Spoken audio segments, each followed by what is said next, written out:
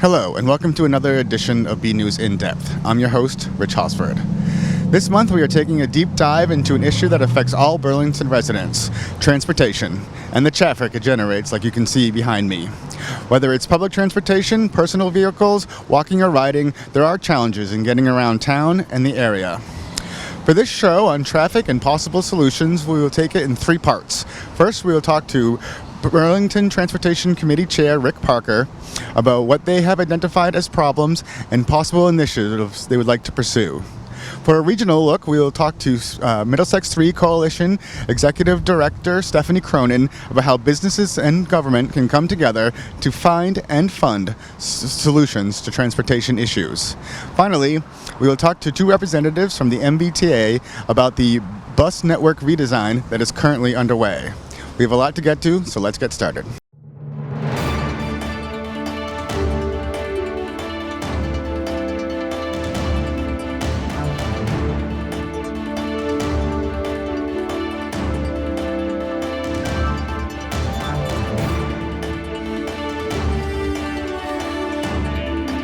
I'm now joined by Burlington Transportation Committee Chair, Mr. Rick Parker, who's also the Burlington Area Chamber of Commerce President, so we can talk about all sorts of things. Welcome, Rick, back Thanks to the show. Thanks for having me, Rich.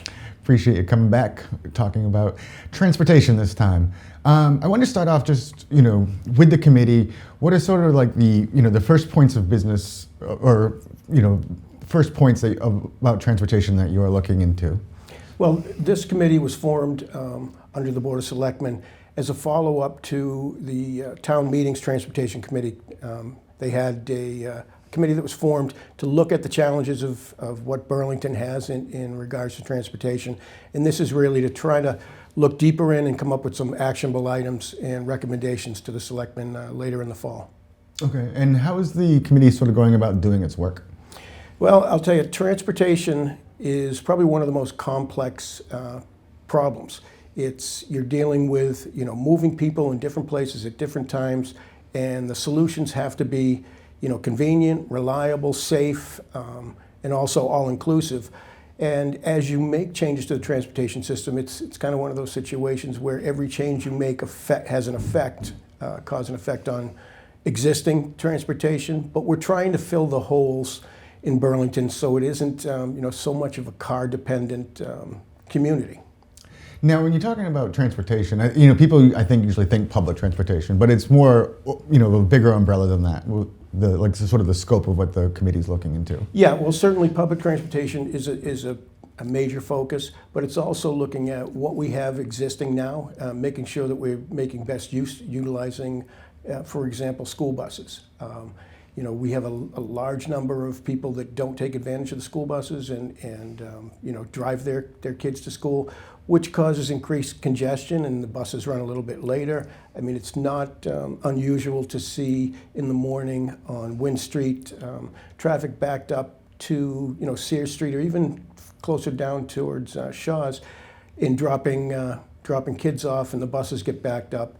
It's kind of that cause and effect where the parents say, my son or daughter can get an extra 20 minutes sleep if I drive them. But then if they're driving, the buses are a little bit slower in being able to get there. So we're looking at all ways to increase ridership and decrease congestion and the impacts on the environment as well. So from that response, I'm guessing it's not only infrastructure as maybe people would think. It's also maybe trying to talk to people and convince attitude change about how they take advantage of different modes of transportation. Yeah, I think the budget for the town in school buses it's considerable. We want to make sure that we're able to maximize that and really produce a generation of people who are accustomed to using public transportation.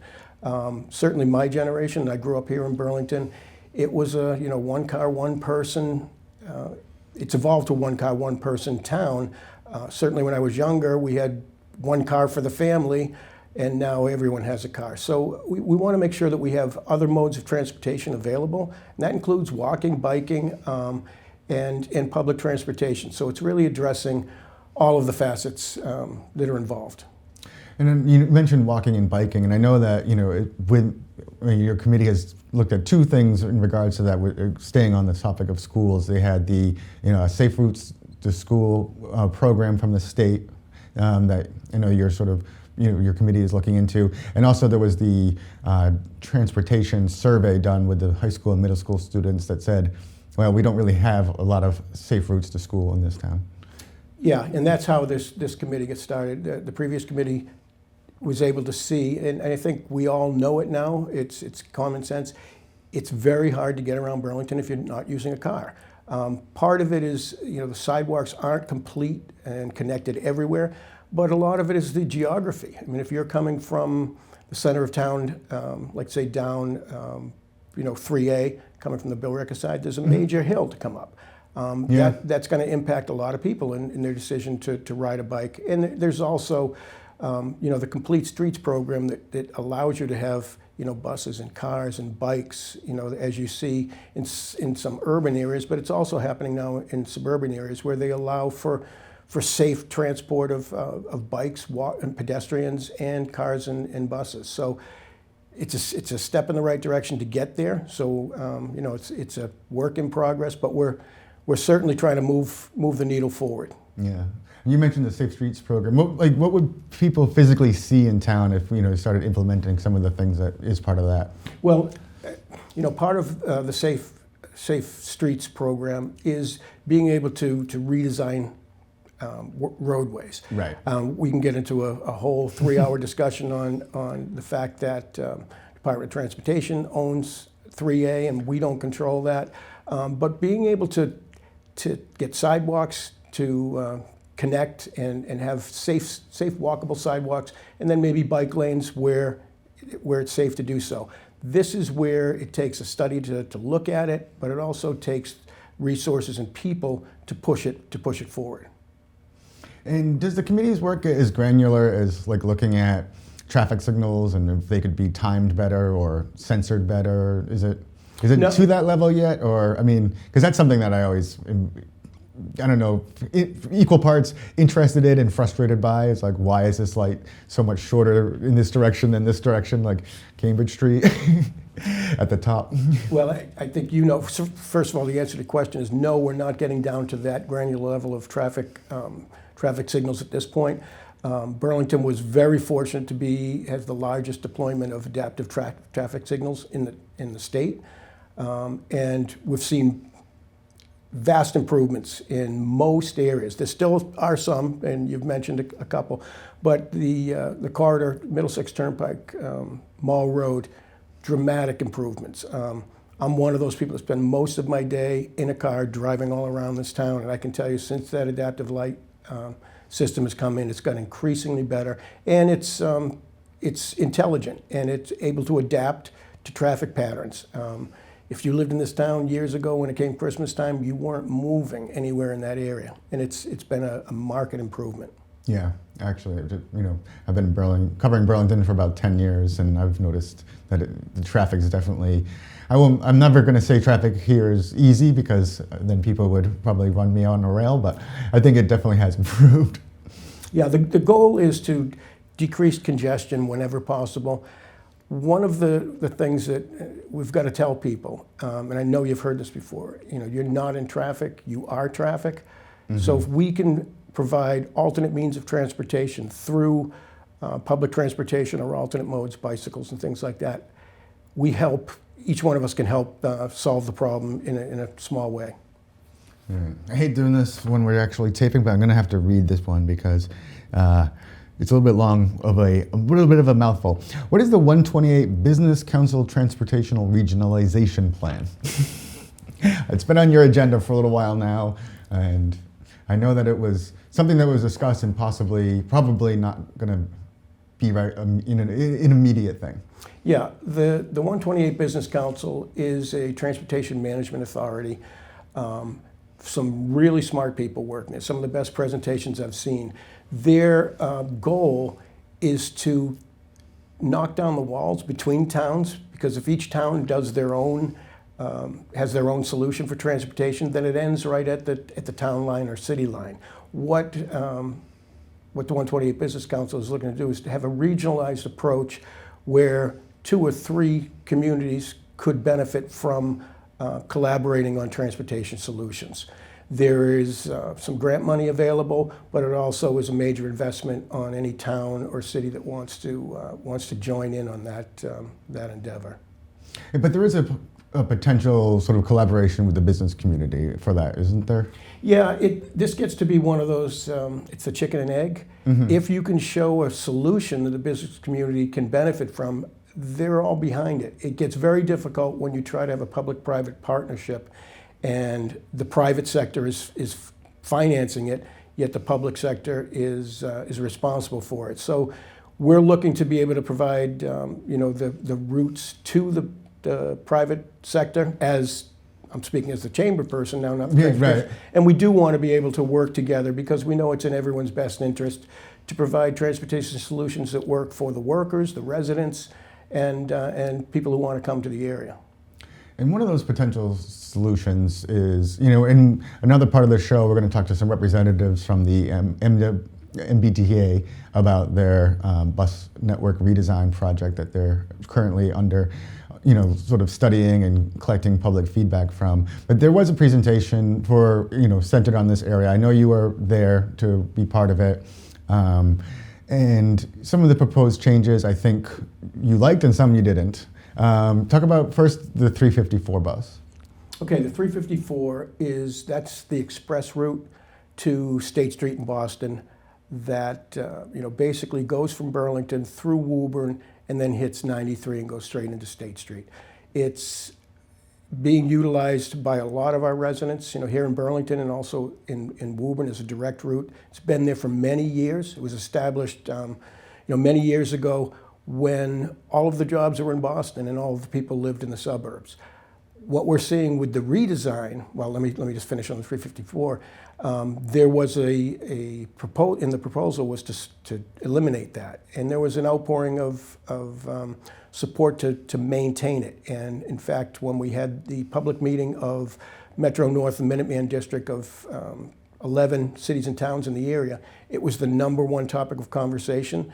The riders that are using it now say it's standing room only, and it's something that they really have depended on for years going in. So the MBTA actually, they listened and we asked, if it's a route that's being utilized and is standing room only, we certainly want to make sure that we're not cutting a route that's being used in generating revenue, not only for the MBTA, but providing solutions for getting workers into their jobs in the city. Right, because here in town, it's unlike some of the other routes, it's more, closer to the residential parts of town, right? Correct. It runs basically from Chestnut Street, which is over near Lacash's, the entire length of Cambridge Street. So people have been using that for many years. And it's one of those things that, if you're used to taking that route, and people's lives have been, spent on that bus, reading a book, going into work, and all of a sudden, if they talked about the elimination of it, these people are now looking at, okay, now maybe I have to get a car. And now we're going counter to what we're trying to do. The great thing about the MBTA's bus network redesign is they're looking at the shift of demographics. Years ago, most of the jobs were in town and all the people were living in the suburbs and traveling one way. As we've seen here in Burlington, especially recently with life science companies moving here, that shift is coming out to the suburbs, and we're seeing in Boston, a lot of the construction is residential. So the MBTA is reassessing where people live and where they work and trying to make sure that as this bus network redesign and the new routes come out, that it's meeting those needs. So the other route that we were talking about is the 94. Right.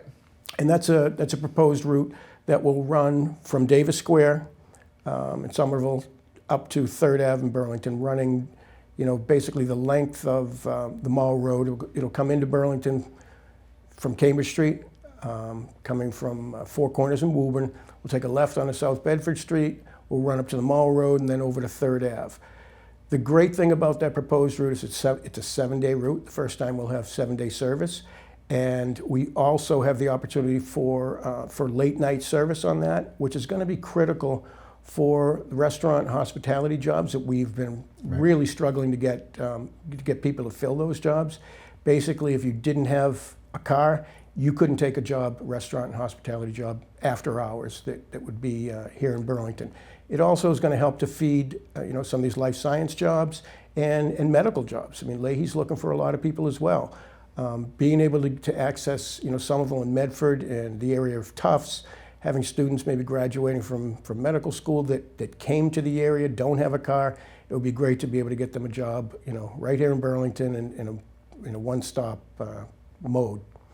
Yeah, it seems ideal, especially like you said, with the late night and the day. We can get the life science workers here during in the morning, and then they can sort of tag team the restaurant workers coming in at night. Yeah, that would be ideal. And Rich, what has brought these companies here to Burlington? Certainly, location is a prime consideration, but it's the amenities. We're competing with cities like Cambridge, where you could walk to just about anything. Now companies are leaving Cambridge and they're looking at Burlington's brochure and amenities, and it looks great. What we're concerned with, we want to make sure we can get them here, and something we haven't talked about is being able to move them around once they're here. If they got here in public transportation and are at a company, say on Blanchard Road, they're almost marooned there on Blanchard Road for the entire day without some other public transportation to move them around. Right, and there is a proposal for that. I know that our economic director, Melissa Tentopoulos, was talking about that at a selectmen's meeting, having like a route that would hit like the different life sciences and 3rd Ave and Middlesex Turnpike. Yeah, I think when we studied, we did studies with students, with seniors, and with the daytime business population. So the solution for seniors right now is a program we're using called GoGo Grandparent. It's a subsidized Uber and Lyft service. Seniors are coming from different places, going to different places at different times. That's very difficult to come up with a public transportation solution for that. Then we've got the workers that get here on public transportation. As I said, they're stranded. So we're looking at potentially having some type of public transportation that would run a loop from Blanchard Road, South Bedford Street, to the Mall Road, to 3rd Ave, and interconnect all of that, so that if people get here, they're able to move around. And the next step would be able to connect people from the town to that same loop, to be able to utilize those services. And then not have to get in your car, drive to the mall, get back in the car, go to 3rd Ave, get back to the car, go to Leahy. Once you got into that hub, you would be able to park, or if you can get there, even better, if you can get there by walking or by bike or some other means, you don't even have a car on the road. That's the goal. It's going to be a step-by-step approach, and the recommendations that will come out of the Transportation Committee will address some of those issues. And would that also be, like we talked about before, maybe a joint venture with the public-private sector, just to sort of help fund that shuttle? Yeah, I think it's to everyone's benefit, and we will be presenting it to the business community as well. One of the things that as the president of the chamber, my concern is we've done a lot of work to change zoning and make it a place where people want to come for life sciences. We want to make sure their employees love it just as much as they do, because the employees will dictate the success or failure of a company. So we want to make sure they're getting everything they expected when they came here, and then more, and help to bring other companies here. Excellent. Well, I think we've covered most of the programs that you have sort of in the works or are looking to. What's going to be, I know you said you're going to have a presentation for the Board of Selectmen in the fall. So I guess, just looking ahead a little bit, what's sort of the next couple of steps for the committee? I think the committee, we've had so much information, Rich. Like I said, this is a very complex challenge. And now I know why people get advanced degrees in transportation. The great thing is there's a lot of focus, worldwide on reducing carbon emissions, having solutions rather than one person, one car, and our presentation to the selectmen will include some recommendations. But these change on a daily basis. Once you come up with a great solution, someone comes up with a better one. We're also going to, look at is the recommendation going to be to have a transportation coordinator position in the town. Unlike a lot of positions in the town, you need a lot of the positions that we have here. But like the economic development position, transportation coordinator could more than pay for itself with access to a lot of these grants. And it takes a lot of work to stay on top of what these grants are and to apply for them and to be ready to respond to them. So that'll be something we'll be discussing, in the upcoming meetings. And then the plan is to continue the work after the big presentation? Absolutely. It will be up to the selectmen at that point to act on some of these and move it forward. And I'm sure this is not the end of it. This won't be the last discussion on transportation. And the selectmen will decide whether or not there'll be an additional committee, a continuation, or taking each one of these proposals one at a time and seeing which has the best fit for Burlington. Excellent. Well, very informative, very comprehensive. I put you through your paces, and you came out really spectacularly well. So I really appreciate you taking the time and coming back on BNEWS In Depth and talking about this. We go now to my conversation with Stephanie Cronin, Executive Director of the Middlesex 3 Coalition, to find out what type of initiatives they have undertaken in terms of transportation and how businesses and municipalities can work together to solve related problems. I am now joined by Stephanie Cronin, the Executive Director of the Middlesex 3 Coalition. Stephanie, thanks for taking some time and talking with us. My pleasure. Always great to be here. So first off, just for people watching that may not know what the Middlesex 3 Coalition is, can you sort of explain a little bit about the organization and what you do? Sure, absolutely. So we are a regional economic development organization. We were created about 10 years ago. And our role is to bring the public and the private sector together to try to address some of those larger business development concerns. Pre-COVID, it was always transportation was the biggest issue and how to get your workers to work.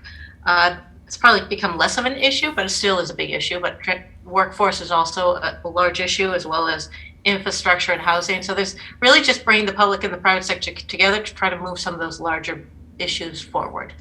Okay, excellent. And now, as we turn to, the subject of transportation, I also want to keep a kind of big picture. So, what are some of the, major issues facing the region in terms of transportation, that is covered by the coalition? Yeah, I think a lot of it really is uncertainty, and that, we still are uncertain of what the future is, and the workforce isn't completely back. I mean, it's gotten better. But we see it with our members as well too. I mean, before COVID, we had 4 shuttles that were on the road. We now have 1, and it's not at capacity either. And people are not working full shifts. They're doing a lot more hybrid work. So people might not be going into the office quite as often. So there is still a lot of uncertainty out there. And now I would assume that workforce issues and transportation sort of would go hand in hand, especially if you have people who are in areas where there's not a lot of jobs, let's say service industry or restaurants, and they don't have the transportation to get to places like Burlington where there are a lot of those type of jobs. Is there like a way to sort of maybe solve both problems in parallel? Yeah, and a lot of things like transportation, it's more complicated than you think it should be. You think that it's easy enough to put on a shuttle, but there's just so many pieces to it and so many moving parts, and it's not cheap either. And so there are a number of different organizations that are trying to fix these problems, and we do communicate well. And we just had a meeting with the MBTA, and they're doing their Better Bus program as well too, which by the way, they're still looking at public comments for that. So if people are interested, but the MBTA DOT, they're looking at restructuring some of their routes, but obviously when you restructure, it has an impact on so many other areas as well too. So it's like a puzzle where you move one piece, but all the other pieces will then move too. So you have to be careful on how you're moving all these pieces as well.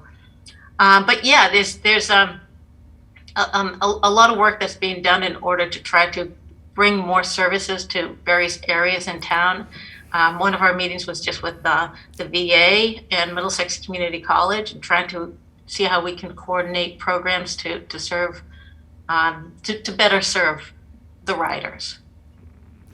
And one of the issues, I think I saw this on your website, that is difficult to address is, obviously with public transportation, there's certain stops along certain routes, but as new businesses open or places expand, there's sometimes that stop is quite a hike from from where they actually work. So it's like that gap effect. Are there ways to sort of possibly address that? Yeah, you mean the first mile, last mile issue that we've been talking about forever exactly. too. Yeah. I mean, there are issues, and it's different issues for different people as well too. And I want to say, yeah, you get a bike and get on your bike, but that doesn't really work all the time as well too, because it's costly to have shuttles on the road, or and to make certain that the timing works for all of them too. So it's one of those things that there's no silver bullet. What's going to work for you might not work for me or the other person down the road as well too. So you're trying to have all these different resources that's going to work best for the majority of the people that will cost that's sustainable. So it's I don't know if I answered your question, but I think so. There really is no silver bullet to it. Right. I think that was what I got out of it. It's like it is an issue, a known issue, and it's something that is probably part of future discussions. And we do try different things, like and I was saying a bike sarcastically, but it's not sarcastic too. I mean, a lot of what we're talking about and a lot of what we do is a mind shift, and the mind shift of taking transit. And I think it's really interesting when you talk with people in Boston and Burlington and Lowell. There are different ways that you're looking at taking transit. And if you're in Boston, there's so much transit around that it's so easy to think about jumping on the T to go someplace. It's not as easy in Burlington, and it's not as easy in Lowell as well too. So to try to think of other forms of transportation other than just getting into your car is part of what we're trying to do. And part of it is, I think Lexington's doing a really good job with this, is looking at, what do they call it, microtransit, and just scooters and bikes and those types of things. And it sounds a little too simple that it would work, but it's like one car off the road does help in a little bit. But there are a lot of different types of initiatives to try to move the issue forward. Right. Now, I know obviously transportation has been something that you've been looking at for a long time, and there's a program, and I am going to have to read a note because I'll never remember the whole thing. But can you talk about what the Middlesex 3 Regional Transportation Community Compact is? Oh, wow, you're digging on that. That's a lot. That's an older issue. Oh, is it? Okay. No, that was from 2013. But it was a compact that we worked together to bring the communities together to try to look at our the region and to try to address some of those larger transit concerns and to see how we can work together to bring more money into the area to provide alternatives to single occupancy vehicles. But yeah, it really, and honestly, with COVID and all, it's something that we need to revisit. Yeah, well, that was going to be my next question. Is I know that like you said at the top, it's you're always trying to bring communities and the private sector together to come up with solutions. I mean, transportation as one of them, but just in general, has that become more difficult to do since the pandemic? No, it's probably easier actually. Really? Yeah, I mean, Zoom meetings, they help. It's easy enough to jump on a Zoom call, but I think a lot of it is also the communities in the coalition. I mean, we've become friends. It's easy to jump on the phone on a call and to talk with somebody. For Burlington to talk with Chelmsford or Lexington or whoever. Because we all know each other, and that's part of the value of the coalition, is to be able to pick up the phone and have a conversation on how did you do X, Y, Z, and how can we do it better? Just how can we work better together? And I think a lot of it is we also know that we need to work together too, because we need to share resources and ideas, and so it's just become easier the more we do it. Okay, I wasn't sure if businesses were more hesitant to put up funds just because they were hit by the economic sort of downturn that was a result of the pandemic. You mean for transportation or just in general? Kind of more just in general, but I'm sure transportation is a part of that equation. Yeah, but no, I don't think that funding, honestly, it's probably not the big issue. It's really workforce.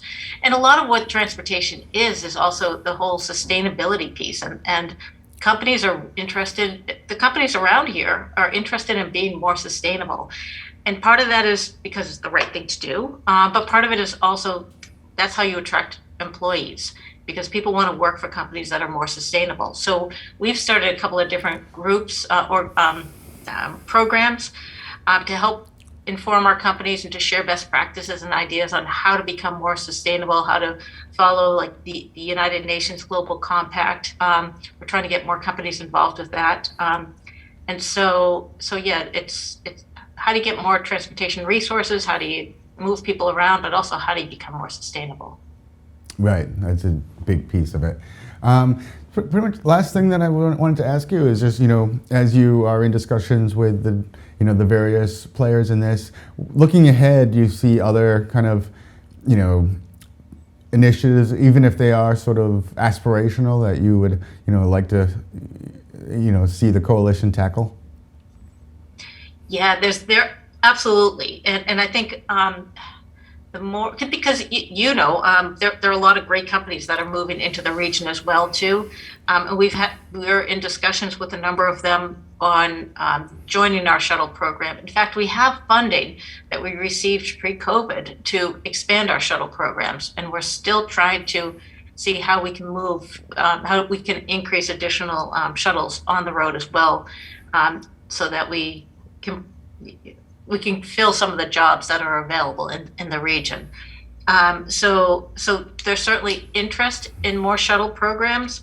And again, I see a lot of companies that are interested in it to get employees and to be more sustainable as well. So yes, I guess is the short answer.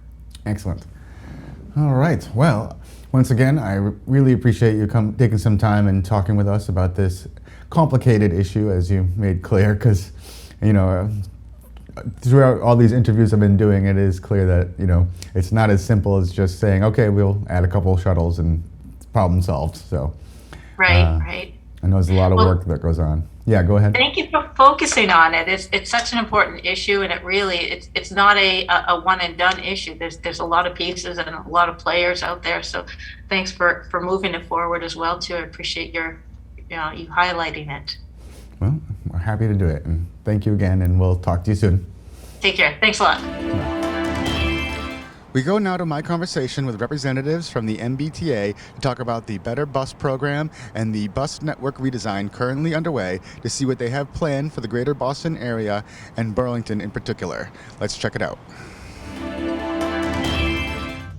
I am now joined by Justin Antos, the Senior Director of MBTA Bus Transformation.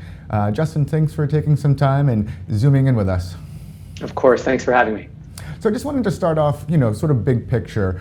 Looking back, whenever the discussions around this started, what were sort of the inspirations to taking on the Better Bus program?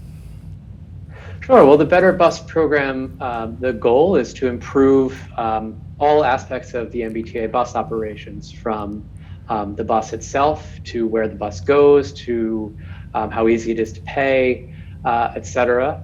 And the most current initiative that we have out for public comment right now is the bus network redesign, right? Which is really aimed at changing where the bus goes, how frequently it comes, and how often it operates. And what sort of information are you at the MBTA relying on to sort of make the decisions of what routes to change, what to keep, maybe which ones to expand or which ones to eliminate? Sure. Well, the rationale for this project was really to bring the bus network and the map of where the bus goes up to current reality. Our city has changed and our region has changed significantly in the last 10 or 20 years, and this was an effort to sort of meet riders where they need to travel today. What the data we used and the information we used to try to figure out where would be best to operate buses One came from anonymized cell phone data, as that's a good understanding of where folks are traveling to and from, even if they're not on our buses. So that's a good indication of where folks need to get to, and even if they're driving. And the second was our own knowledge of the network. And third, the best information we have is from our riders, and from our drivers as well, who know the routes very well. So we spent about the last 2 or 3 years in a pretty significant public outreach process to hear from riders where they want the bus to go, how frequently they want the bus to arrive, and what their needs are for bus service. And I know, a big consideration here, and one of the other guests for this show is going to be our local chair of the Transportation Committee, who happens also to be the president of the Area Chamber of Commerce here in Burlington. And they've been trying to do a lot of initiatives over the past few years where it's connecting workers perhaps in places where there's not a lot of jobs to Burlington where there are a lot of jobs. Talk about the considerations of that part of it as far as what you're looking at in terms of routes. Sure. So the project tries to meet all riders where they are, including riders that we may not have yet, who might not even have a bus option for their trip. So again, that's why we sort of looked at cell phone data for that. But another major goal of this project is to provide more buses all throughout the day and all throughout the week to try to meet the needs of workers and riders who aren't necessarily simply sort of the traditional 9 to 5 commuter into and out of downtown Boston or Cambridge or what have you. So our goal of this project is to make the bus reliable. That means that it's running at all times of day. It's running even on the weekends. It's running in the middays and the evenings, not just at peak times, to hopefully meet some of the needs of our current riders and riders we don't have yet. And then when you mentioned just meeting the need of the current riders, and I know you're gonna hook me up with a colleague who can speak more specifically to the routes around here in Burlington. But just in general, when there was a presentation that was for our region, there was one route that was sort of on the deck to be eliminated, and there was some people who had concerns because they used that. How are you incorporating the feedback that you're receiving as this plan starts to roll out? Sure. Well, we've been thrilled that our efforts to reach out to folks and get feedback have been working. We are processing public comments through all channels, different languages, in person, virtually, et cetera. Our latest count is we are up to 12,000 public comments. We are trending probably towards about 17,000, which is actually unprecedented for any major service planning initiative the MBTA has undertaken.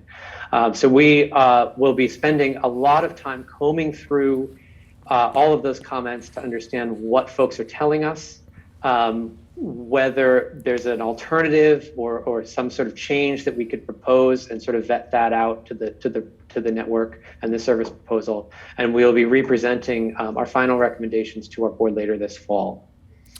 Right, and then the rollout process is gets set to begin next year, but it does extend all the way to 2028 according to your website. How are you sort of deciding which ones to prioritize moving on faster, or which ones can sort of be a little bit further down the chain? Sure. Because it's such a big change to a network, there's implications for signs and public communications and maps, and just making folks aware of what's changing and what it means for them. And also for us as an organization to implement all this, it's going to take some time. So yes, we have planned implementation in phases over the next 5 years. Your question was, how are we deciding which goes first? Right. For the most part, the first phases of this will depend on, one, whether we have the right infrastructure on the street to do it, whether our service will be supported by bus lanes and transit priority. Two, we're focusing on routes that we can implement given our current budget and headcount constraints. And three, we're choosing routes that hopefully typify the goals of this project. The goals being, again, to provide all-day service, that the bus consistently goes to the same place every time and its route number doesn't change throughout the week, that the bus is available on the weekends for all different kinds of trips, and that you can really rely on. We're focusing on, as we have this whole project, we're focusing on equity first, and we're focusing on expanding service as well. When I say equity, I mean targeting for investment and expansion of service areas with high concentrations of persons of color, low-income riders, and households without access to vehicles who really need transit the most. Yeah, well, you just touched on my next question, because I noticed that quite prominently on the website. It talks about, I think it was 115,000 people of color and 40,000 low-income families would be gaining access to transportation where they previously did not have. Yes, that's the number of residents of color and low-income households who will be gaining access to a high-frequency bus route. Gotcha. And by high frequency, I mean a bus that shows up at least every 15 minutes or better, 7 days a week, all day long. Excellent. Well, I think we hit on most of the the big picture items, and I look forward to speaking to your colleague about the situation more locally here. Just the final question is, as you've been going through this process, what's, in your estimation, how has it been going? Change is hard, but change is also promising and exhilarating. So I think there's a lot in this service proposal that is good. It's a net 25% increase in bus service across the network. And I think the pandemic has shown that our bus riders are some of the most resilient and persistent riders throughout the COVID-19 pandemic. And they've really shown themselves to be the workhorse of the system. In recognition of that and in focus on equity, this represents a proposal by the T to significantly invest in bus service. So I find that personally exciting and positive for the Boston region. Excellent. Well, it sounds exciting. I'm sure we'll be following it along as it progresses. Thank you again for taking some time, and best of luck with the project. Of course. Thanks so much for having me. I'm now joined by Melissa DeLay, the Senior Director of Service Planning with the MBTA. Melissa, thank you for taking some time and joining us today. Thank you for having me. So I just wanted to start off, when the team was looking at our area up here in Burlington and with surrounding communities, Winchester, Woburn, what were some of the priorities that came into play when kind of coming up with the redesign plan? There are a few different concepts that we had incorporated into our proposal for bus network redesign. One of them was, in general, an emphasis on more 7-day, all-day service. In many cases, parts of our network, we have services that are very focused on sort of those 9 to 5 work commutes, and sometimes, in many cases, service drops off dramatically on weekends, or in many cases might not operate at all on certain days, especially Sundays. We see that service drops off a lot. So one of the things we wanted to do was make sort of an all-day network. And this has really been underscored. This was one of our priorities before, even before COVID, when we had first started on this bus network redesign process. And it's only been underscored as we've seen that sometimes our weekend ridership has been where our ridership has been the most durable. Some of the other high-level principles that we'd been considering as we were working on this were to provide more connectivity, not just into Boston, but sometimes creating more crosstown connections, whether that's in urban areas or even in more suburban areas, providing better connectivity between Burlington and Woburn, or Woburn and Stoneham. Some of those places can be extremely awkward transit trips today, and we were looking to have better opportunities for connections between suburbs and not just between getting folks from one suburb into Boston or a different suburb into Boston. changes that people can, expect would see if they looked at the plans as they stand today?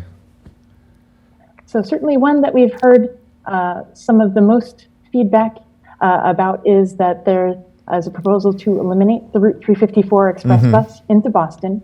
But at the same time, we're looking to improve connectivity between Burlington and Woburn and various heavy rail connections, whether that's Red Line in some cases or Orange Line in other cases, to provide connectivity not just to Boston, but anywhere along the Orange Line or anywhere along the Red Line. So one example is for North Burlington, we have the 350 bus that operates today already in the North Burlington area, but it takes a somewhat indirect route because it's coming down Cambridge Street from North Burlington as it's heading toward Alewife Station.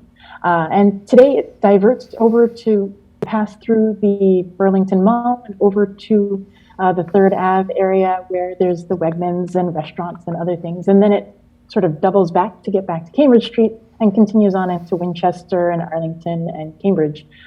So one of the things that we've done is we've sort of spun off the Burlington Mall portion so that the ride from Burlington, North Burlington, would be more direct rather than taking that spur and sort of, so it's making for a faster, more direct connection to better connect North Burlington with the Red Line. And then similarly, we have other changes. We have the new Route 133 that's slated to start at Anderson Woburn, and it would connect through kind of the heart of Woburn, where the 354 operates today, and would then, rather than get onto 93, would provide 7-day service through Stoneham, through Melrose, and connecting to the Orange Line. So this would provide new Orange Line, new Sunday service, rather, to parts of Woburn that today only have express bus service. So it also provides that suburb-to-suburb connectivity that we were talking about. There are also other portions of Woburn that would now be served by the Route 94 bus instead of the 134 bus. So that one is more of an, I'll call it an even exchange perhaps, but it does mean that certain parts of Woburn are tied more into the Red Line and Davis Square rather than the Orange Line and Medford, the way that today's 134 currently operates. Yeah, and we have a transportation committee here that's, under the selectmen, and the chair of it, he was sort of excited about the possibilities of the Route 94 bus and how it would be a way of getting workers from, Boston to Burlington, where, we have a lot of jobs openings, but not a lot of people to fill them all the time. That's exciting. Yeah, can you sort of talk about more? You hit on how the 94 is kind of, would affect Woburn, but more of the Burlington. Oh, certainly. So I had mentioned in the example of the 350 how we were taking off the segment of today's 350 that serves the Wegmans and the Burlingtons. We've added that to the end of the 94.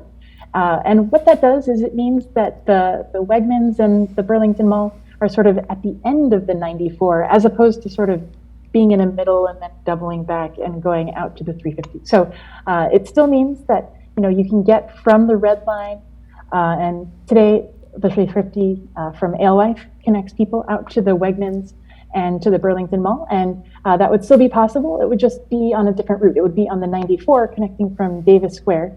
And I think it's also exciting because it also is connecting through parts of Medford that I think have a chance, and also through parts of Woburn, where I think we could see some new trip generation. So that would attract new riders who are heading out to the Burlington Mall and to grocery store employment opportunities, restaurant employment opportunities, and a number of other locations along the proposed new 94. Yeah, and one of the things that, watching the presentation that was given virtually, and then, looking at the the material on the site, for example, on the Route 94 line, it listed as like has the possibility of going as late as, I think 1 a.m. when will that be determined? Like how long, or, how late the different routes will go? Will it be based on feedback from the communities? That, for example, would connect to a lot of restaurants where there would be workers probably that could take advantage of it late at night. How far along is like the exact nailing down of those different, possibilities?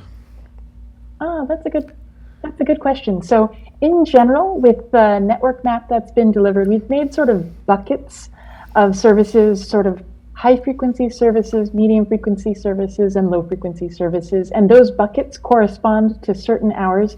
But even within those hours, I would say there could be some adjustment at a future point. So as I understand, the 94 is slated to be a sort of every 30 minutes during rush hours, and then every hourly service for most of the rest of that week. And that corresponds to a certain span of service. I don't have that in front of me. It's on our information on the bus network redesign page, but I think it was something in the order of maybe like 7 a.m. to 10 p.m. In that order of magnitude. But if we see sort of on a case-by-case basis, if there's a lot of restaurants or retail activity that suggests that there should be a slightly different span, that's something that we would plan to make adjustments as we move this from a sort of high-level broad strokes plan into something that's more of a tangible reality. Excellent.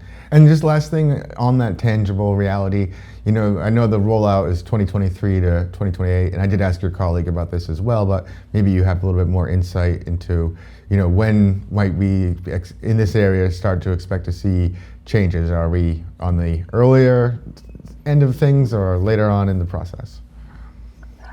Yeah, that's a great question. We haven't finalized the exact time frame. We've started kind of sketching out some ideas about the first year of implementation, and I think it's probably not in the first year, but whether it's in year 2 or 5, that's something that we haven't settled on yet. Okay. Well, I had to ask because I've had a couple of people ask me that, so I figured I would pass it on to you. Well, that's the question. I think we went over a lot. We covered some of the specifics, and we'll be able to show people the maps and let them kind of get a better sense of what we're talking about here. So I really appreciate you taking the time and coming on to BNEWS In Depth.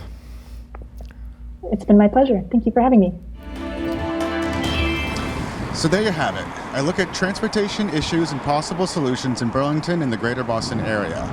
There's a lot in the works, but everything takes time, money, and convincing the public to possibly change the way they get around. It's no easy feat, but there are a lot of people working hard to find and implement solutions. I'd like to thank my guests, Burlington Transportation Committee Chair Rick Parker, Middlesex 3 Coalition Executive Director Stephanie Cronin, and Justin Santos and Melissa Dulay from the MBTA.